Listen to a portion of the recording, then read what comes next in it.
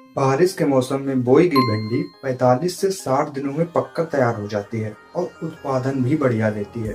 इसलिए इसकी खेती करके कई किसान अब तक लखपति बन चुके हैं और आपके पास भी मौका है।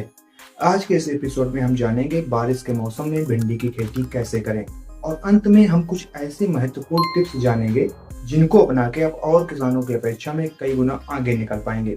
तो इसलिए आगे बढ़ने से पहले हमें फॉलो या सब्सक्राइब जरूर करने। चलिए शुरू करते हैं।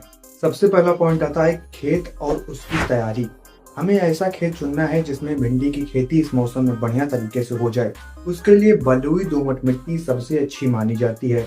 अगर खेत की तैयारी की बात करें तो सबसे पहले 2 से 3 बार हमें देसी हल से जुताई करनी चाहिए। उसके बाद 1 या 2 बार रोटावेटर से या कल्टीवेटर से जुताई करके उसमें पाटा या पटेला जरूर चला देना चाहिए ताकि मिट्टी भुरभुरी हो जाए। उसके बाद हमें उसमें नाली और मेड़ बना देनी चाहिए ताकि हम मेड़ पर भिंडी का बीज बो पाएं। अब जानते हैं बीज और उसकी बुवाई के बारे में।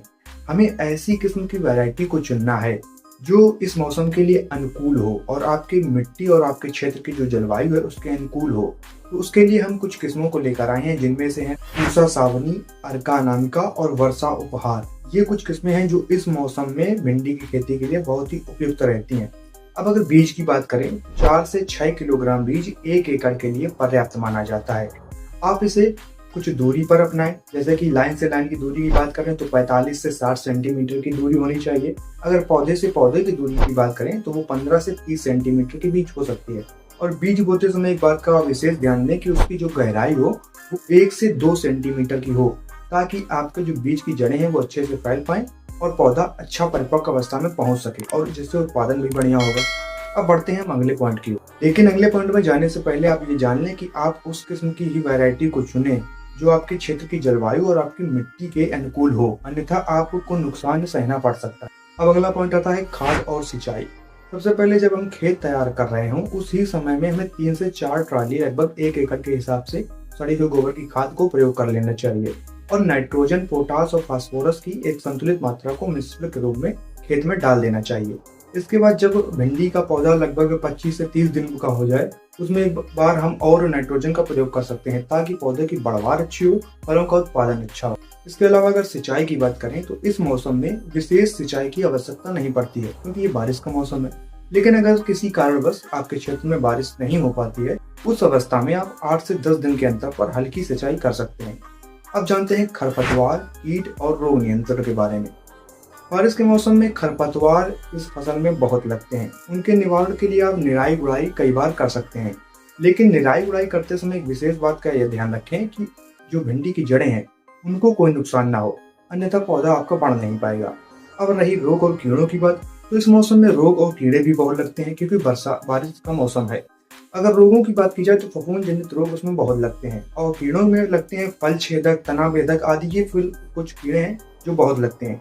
इनके आप रोकथाम के लिए जैविक नियंत्रण को अपना सकते हैं, जैसे कि आप ट्रैप अपना सकते हैं, ट्रैप लगा सकते हैं। इसके अलावा आप नीम तेल का प्रयोग कर सकते हैं।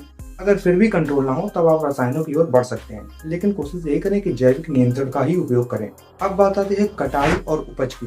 भिंडी की यह फसल हमारी लगभग 45 से 60 दिनों में पककर परिपक्व होकर तैयार हो जाती है और जब इसका उत्पादन लिया जाता है तो हमें लगभग 70 क्विंटल प्रति एकड़ के हिसाब से इसका उत्पादन भी मिल जाता है। और अगर आप बहुत अच्छे से इसकी देखरेख करते हैं, तैयारी करके भिंडी को बोते हैं इस मौसम में, तो आप 100 क्विंटल प्रति एकड़ तक का भी उत्पादन पा सकते हैं। अब जानते हैं, जैसा कि हमने शुरुआत में बात कही थी कि अगर इस मौसम में आप भिंडी को बो रहे हैं तो आपको कुछ टिप्स है जो बहुत ही अपनानी चाहिए। सबसे पहली टिप्स आती है, आप जब खेत को तैयार कर रहे हो, चुन रहे हो, खेत का चुनाव कर रहे हैं, तो उस अवस्था में ऐसे खेत का चुनाव करना चाहिए जो कि समतल हो, बराबर हो एकदम, और जिसमें पानी ना भरे ताकि आपका जो पौधा है वो बेकार ना हो बारिश के कारण।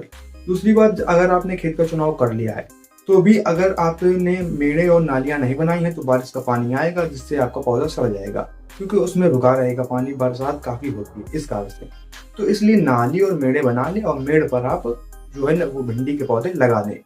इसके अलावा जब आपके खेत में बारिश का पानी भर गया हो तो उस स्थिति में आप उसके निकालने की समुचित व्यवस्था एक कर दें ताकि आपको जो बारिश का पानी भरा हुआ है वो आराम से निकल जाए।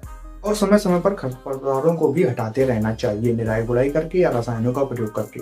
अब बात आती है कि अपनी भिंडी से हम अधिक मुनाफा कैसे कमाएं, क्योंकि और भी किसान जो है वो भिंडी की खेती कर रहे हैं, लेकिन हमारी भिंडी कैसे अलग दिखेगी मार्केट में। उसके लिए आप मुलायम अवस्था में भिंडी को तोड़ लें।